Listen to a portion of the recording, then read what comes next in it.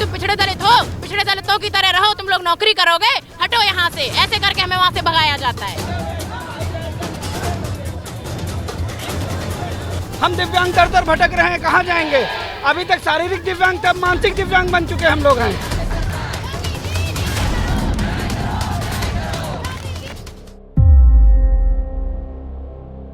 मेरे सब्र की इंतहा क्या है, ये बात उनसे पूछिए कि जो 2018 में भर्ती निकली थी और उस भर्ती में उन्होंने आवेदन किया था कि उन्हें रोजगार मिलेगा, और 2018 में भर्ती निकली, अभी तक वो भर्ती प्रक्रिया पूरी नहीं हो पाई है, इनको नियुक्ति पत्र नहीं मिल पाया है। उसके बाद फिर विगत 11 महीने से राजधानी लखनऊ में वो तमाम लोग हैं जो विरोध प्रदर्शन कर रहे हैं। तस्वीर हम आपको एक बार दिखाना चाहते हैं। ये तस्वीर देखिए, ये वो तमाम महिलाएं हैं आगे की सफ में बैठी हुई हैं। पीछे आप देखिए पुरुष अभ्यर्थी हैं जो तमाम अलग अलग जनपदों से उत्तर प्रदेश के ये अपना हक मांगने के लिए राजधानी लखनऊ में विगत 11 माह से प्रदर्शन कर रहे हैं। जब आचार संहिता लागू हुई थी तो ये घर चले गए थे। उसके बाद जब दोबारा सीएम योगी ने शपथ लिया तो ये अपना हक मांगने के लिए पहुंचे हैं। कुछ प्रदर्शनकारी महिलाएं हैं हमारे साथ, उनसे बात कर लेते हैं। 11 महीने आप लोगों ने ताबड़तोड़ प्रदर्शन किया, उससे पहले भी धरने दिए, मगर उसका परिणाम क्या निकल रहा है? उसका परिणाम ये निकल रहा है कि हम लोग लाठी डंडे खा रहे हैं। 69,000 शिक्षक भर्ती में पहले तो इन अधिकारियों ने घोटाला किया, घोटाले के बाद ये लोग नहीं मान रहे थे कि हमने घोटाला किया है। हम लोग जैसे तैसे माननीय मुख्यमंत्री जी के पास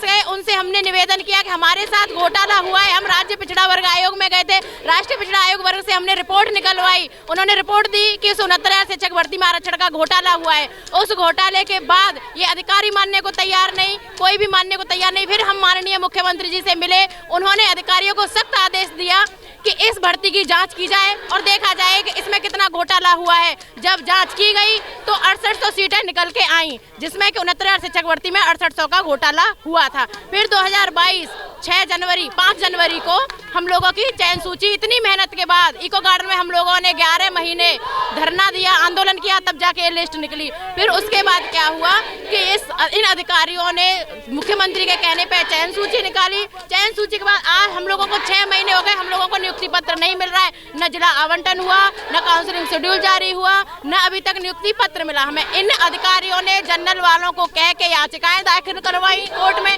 याचिकाएं दाखिल हो गई। उसके बाद कोर्ट बोल चुका है कि ये इन बच्चों का हित प्रभावित हुआ है, आरक्षण का घोटाला हुआ है, तो जो अवैध लगे हैं उनको निकालो और इनको लगाओ। तो सरकार हमारी मोटा ये है कि आपका हक दूसरे को दे दिया, हमारा हक दूसरों को, जनरल वालों को दे दिया गया। हमारा हक, हम लोग सड़कों पे पिछड़े दलित हैं। हमारी गलती ये है कि हम पिछड़े दलित हैं। इस सरकार में पिछड़े दलित होना सबसे बड़ा गुनाह हो गया है। जब वोट मांगने की बारी आती है तो एक पिछड़े दलितों के घर जा के खाना खाते हैं, हाथ जोड़ते हैं कि हम दलित पिछड़ों के मसीहा हैं। आज दलित पिछड़ों के मसीहा कहाँ गए? ये लोग सड़कों पे बैठे हैं, कहाँ गए दलित पिछड़ों के? मैं योगी जी से कहना चाहती हूँ, मैं चाहती हूँ कि मेरी ये वीडियो योगी जी तक पहुँचे और हम लोगों को न्याय दें। हम लोगों का क्या कसूर है कि हम लोग पिछड़े दलित हैं? हमें समाज में रहने का कोई हक नहीं है? बताइए आप इधर आइए। एक महिला अभ्यर्थी और हैं, बात कर लेते हैं। पहले आप लोगों ने चयन सूची के लिए प्रदर्शन किया, अब जब सूची जारी हो गई तो नियुक्ति पत्र के लिए प्रदर्शन कर रहे हैं, तो क्या ये विरोध प्रदर्शन भर्ती प्रक्रिया का हिस्सा बन चुका है? योगी जी के राज में कोई भी ऐसी भर्ती नहीं है जो हम विरोध बिना किए पा जाएं, ठीक है। हम लोगों ने आंदोलन किया 10 महीने, तो जाके हमारी लिस्ट आई है। 5 जनवरी को उन्होंने लिस्ट दे दिया, पता नहीं चुनावी जुमला बना दिया या क्या करके हमें लुभावा देकर, ठीक है।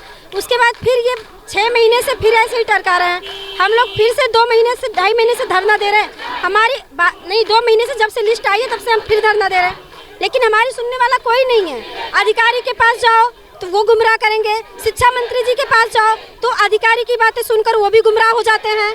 हम लोग किसके पास जाएं आखिर? योगी जी हमको न्याय दे चुके हैं।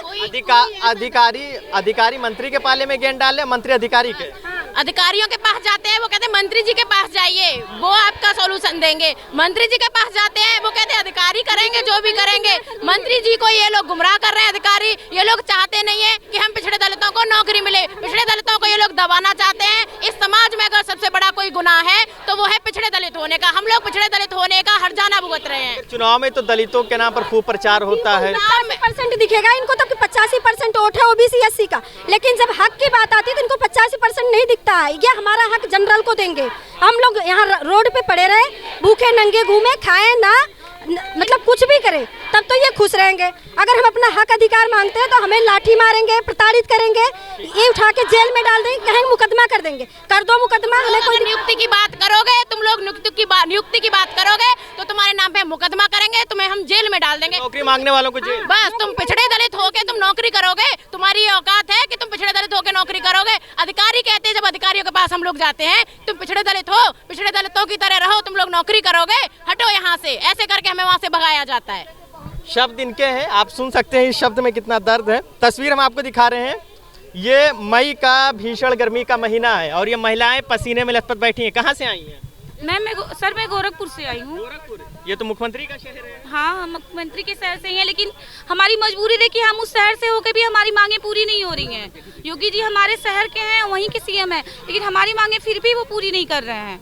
मुख्यमंत्री से कभी उनके शहर में मिला, अपना दर्द रखी, अपनी बात कही? नहीं, अभी तक तो नहीं मिले। मौका मिलेगा तो मिलेगा। जनता दरबार लगा है, लेकिन मैं नहीं मिली हूँ। बाकी के साथी मिले, कोई तो मिला? हाँ, जनता दरबार में वो मिले और लोग मिले।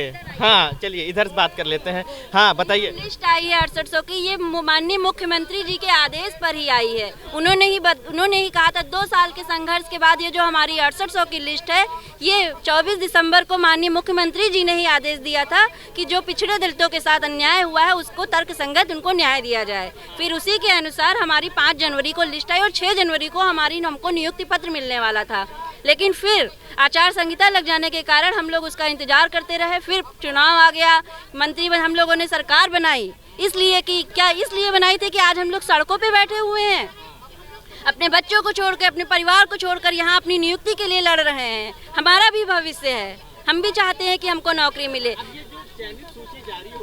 जी, सरकार, जो प्रशासन है, जो अधिकारी हैं, वो हमको कोर्ट में भेजते हैं। कोर्ट हमें कहता है कि प्रशासन करेगा, प्रशासन कहती है कि कोर्ट करेगा। बस इन्हीं दोनों के बीच में हम लोग महीनों एक डेट से दूसरी डेट, बस डेट पे डेट ही दी जा रही है। 24 मई को कहा गया था। थोड़ा सा इधर और भी महिला है। मैडम थोड़ा आगे हो जाइए तो हमको बात करने में आसानी होगी। कल भी आप लोगों ने महाधरना किया था, बड़ी संख्या में लोग जुटे थे, उसका क्या परिणाम हुआ? मतलब मंत्रियों, शिक्षा मंत्री या शासन प्रशासन ने किसी ने बात किया? स्वतंत्र देव जी से हम लोग की मुलाकात हुई थी।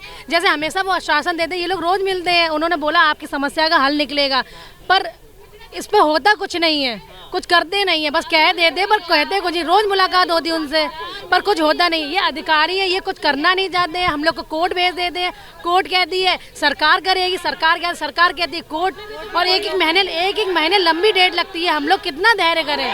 जनवरी से यही चल रहा है।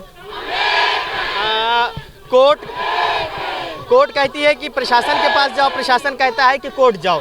तो कोर्ट ने कह दिया है कि आज कोई रोक नहीं है, सरकार जैसे चाहे वैसे नियुक्ति दे सकती है, तो फिर क्यों देर हो रही है? हम लोग अपने हक के लिए सड़कों पे दर भटक। मंत्री और अधिकारी क्या कह रहे हैं? मंत्री अधिकारी कह रहा है बस आश्वासन मिल रहा है वहाँ से, और कुछ नहीं हो रहा है, और हम लोग मजबूर हैं आंदोलन करने के लिए। हमें हमारा हक नहीं मिल रहा है, हमको नियुक्ति के लिए चाहिए बस। ठीक है, आप एक दिव्यांग हैं, सरकार हमेशा कहती है कि दिव्यांगों के साथ उसकी विशेष सहानुभूति है। किस तरीके की सहानुभूति मिल रही है, क्या हक मिल रहा है? अरे इस सरकार में हमें सहानुभूति बहुत अच्छी मिल रही है। दिव्यांग सब दे दिया, हम दिव्यांग नहीं कहेंगे, हम विकलांग ही कहेंगे। क्यों? हमें कुछ मिल नहीं रहा है सरकार में, रोजगार नहीं मिला, देखो सड़कों पे घूम रहे हैं हम। जॉब पे तो सरकार ने हमें जनरल लोगों को लगा दिया है, अब हम आप भटक रहे हैं। जाते हैं तो प्रशासन हमसे कहते हैं आपको जेल में डाल देंगे, हम जेल में जाएंगे। अब यहाँ सड़कों पे नहीं घूमेंगे, जेल में जाएंगे या नियुक्ति पत्र लेके जाएंगे, एक ही काम है हम लोगों का। हाँ, क्या कह रहे हैं? हम दिव्यांगों की जो नौकरी है, 99 दिव्यांग बच्चे हैं, उनकी जगह जर्नल जो हस्त पुष्ट हैं वो नौकरी कर रहे हैं। क्या दिव्यांगों के लिए सरकार कर रही है बताइए? जब हम केवल दिव्यांग कर दिया है ना, विकलांग से हमारी नौकरी दूसरों को दे दी। दिव्यांग के बारे में नहीं किसी अधिकारी ने सोचा कि उसकी नौकरी ना दूसरे को दे। हम दिव्यांग दर भटक रहे हैं, कहाँ जाएंगे? अभी तक शारीरिक दिव्यांग, तब मानसिक दिव्यांग बन चुके हम लोग हैं। ये 69,000 शिक्षक भर्ती के वो अभ्यर्थी हैं जिनका पहले इन्होंने कहा था कि आरक्षण घोटाला हुआ। आरक्षण घोटाले को जब इनका कहना है कि राष्ट्रीय पिछड़ा आयोग राज्य पिछड़ा आयोग ने मान लिया। उसके बाद भी अब जो एक सूची जो थी, चयनित सूची, वो जारी हो चुकी है।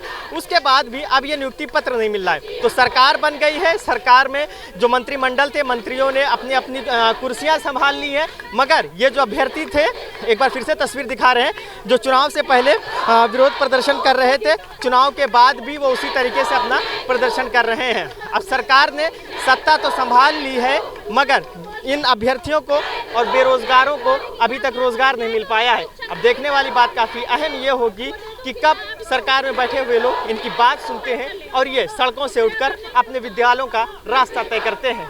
वीडियो जर्नलिस्ट मेराज खान के साथ फरीदुल हसन, #भारत न्यूज़ लखनऊ।